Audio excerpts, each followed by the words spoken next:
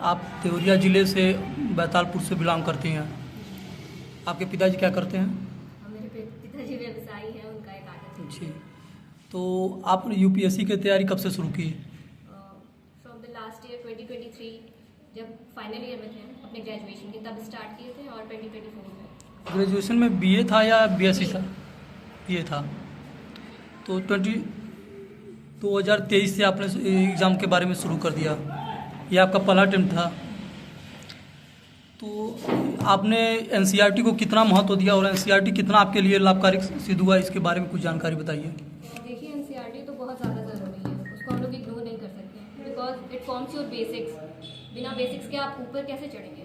तो standard book तो ज़रूरी है, बट एनसीईआरटी कुछ सब्जेक्ट के लिए तो एनसीईआरटी ही मोर देन इनफ है। Means I can not ignore NCERT. पहले आप वो करिए, वो मिनिमम बेसिक्स हैं, उसके बाद आप स्टैंडर्ड बुक्स पे जाइए। अब जैसे बताया जाता है, जैसे टॉपर्स का है, वो लोग भी कुछ सब्जेक्ट्स में बस एनसीईआरटी ही यूज़ करते हैं। तो मेरा भी यही था, टॉपर्स की सुनो, कुछ बहुत ज़्यादा हटके नहीं करना है। जो कहा जा रहा है उसको ध्यान से सुनिए, उसको करिए, फॉलो करिए, क्योंकि सुनते सब हैं, फॉलो नहीं कोई करता है। इस काम से सुनते हैं, उससे निकाल देते हैं। तो ये ज़रूरी है कि अगर आप सुन रहे हैं कोई चीज़, तो उसको प्रोसेस करिए, उसको फॉलो भी करिए। हर कोई टॉपर झूठ नहीं बोलता। मार्केट में ये सब बहुत ज़्यादा अफवाह है कि टॉपर झूठ बोलते हैं, बट कोई क्यों चाहेगा, कोई झूठ क्यों बोलेगा? तो ये ज़रूरी है कि एनसीईआरटीज़ आप करिए, वो बहुत ज़्यादा ज़रूरी है। और उसके बाद स्टैंडर्ड बुक्स पे जाइए, फिर रिविजन्स करिए। सोर्सेज बहुत लिमिटेड रखिए, अपने रिसोर्सेज को कट डाउन करिए, वो बहुत ज़्यादा ज़रूरी है, क्योंकि तभी आप मल्टीपल रिविजन्स कर पाएंगे। एनसीईआरटी में कौन से कक्षा की किताबें पढ़नी आवश्यक है बच्चों के लिए? मैंने तो बस 11th-12th की थी, बिकॉज 10th तक तो एसएसटी पढ़ी थी मैंने। तो आई डिड नॉट फील कि उतना पीछे जाना चाहिए। डिपेंड करता है पर्सन टू पर्सन। अगर आपको लग रहा है कि हाँ बहुत पीछे जाना चाहिए, तो 6 से स्टार्ट कर सकते हैं। बट कुछ लोग ऐसा रहता है, बेसिक से स्ट्रॉन्ग रहता है। मेरा अच्छा था एसएसटी 10th तक, तो आई फील कि 11th से स्टार्ट करना चाहिए। तो मैंने 11th-12th की means in ancient, medieval and in geography. I studied class 11th and 12th NCERT. History, polity और जियोग्राफी के अलावा साइंस के लिए क्या कौन सा किताबें पढ़नी पड़ेगी? साइंस के लिए देखिए, कोई एक लिमिटेड मेरे लिए सोर्स नहीं था। I use Google and YouTube a lot for science specifically. उसके लिए कोई बुक नहीं रख सकी मैंने। टाइमिंग क्या था पढ़ाई का?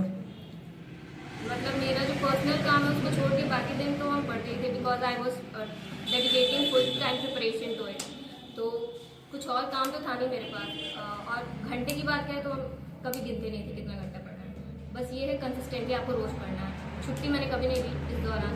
तो ये है कि आप कंसिस्टेंटली पढ़ें। सीसेट को लेकर अधिकतर बच्चे फेल हो जाते हैं, उसको क्या कहेंगे आप? कैसे तैयारी करेंगे सीसेट को लेकर? सीसेट का ये है कि अब उसका भी इम्पोर्टेंस रियलाइज करना ज़रूरी हो गया है, क्योंकि ये होता है कि बस पासिंग मार्क्स चाहिए, क्वालिफाइंग मार्क्स चाहिए, तो हम लोग उसको इग्नोर कर देते हैं। बट ये ज़रूरी नहीं है, क्योंकि 2023 का पेपर ही अगर देखा जाए बहुत ज़्यादा डिवास्टेटिंग था।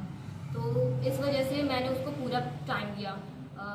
इन my case I devoted around 1.5 month full time preparation for CSAT. तो ये ज़रूरी है, मैथ्स, रीजनिंग और कॉम्प्रीहेंशन तीनों पे फोकस किया जाए, क्योंकि एग्जाम हॉल में आपको फोकस करना है जो लो हैंगिंग फ्रूट्स हैं, जो इजी क्वेश्चंस हैं उसको टारगेट करिए। सारे क्वेश्चंस अटेम्प्ट नहीं कर रहे हैं आपको, तो बस जितना आप पाए इजी टारगेट हो उसको करिए। आपको बस 67 नंबर लेके आने हैं, दैट्स इट।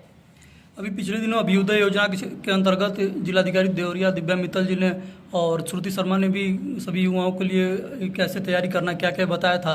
इसमें ये चीज़ बताया जा रहा है कि अधिकतर युवाओं का ये क्वेश्चन था कि जो आप एनसीईआरटी के लिए कर रहे हैं 6 to 12 पढ़ने के बाद भी एम लक्ष्मीकांत को प्रेफर कर रहे हैं आप लोग। एम लक्ष्मीकांत में समझ में नहीं आता बच्चों के लिए, उसको इसके लिए क्या तरीका है, कैसे उसको समझ में आएगा? देखिए, एम लक्ष्मीकांत की अगर स्पेसिफिकली बात की जाए तो वो बहुत मोटी बुक है, और एक बार में तो वो समझ में नहीं आती। पहली बार में तो मेरे सर के ऊपर से जा रहा था चीज़, बट यही है, मैंने आई थिंक उसको 12 से 13 बार रिवाइज किया होगा।